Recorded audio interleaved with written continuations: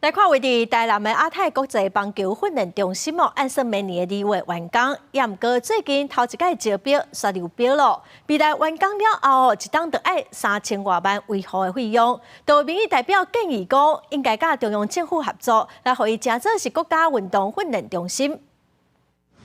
来到亚太棒球村，拄完工无几年的新邦府球场设备完整，早起也有一帮球队要来练球。虽然场地真水，不过市府头一届招标煞无厂商来投标。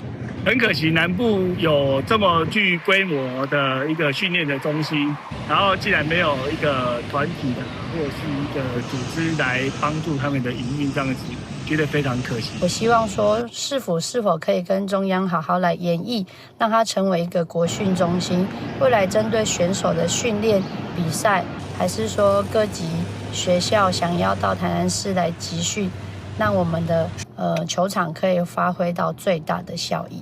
占30多公顷宽，开卖34亿，7年才起了亚太棒球村。即马新邦主球场完工了后，准备启用，煞面临流标。未来当年阁有3000多万的养护经费，差不多是全市其他体育场馆设备的维护费，财政负担会愈重。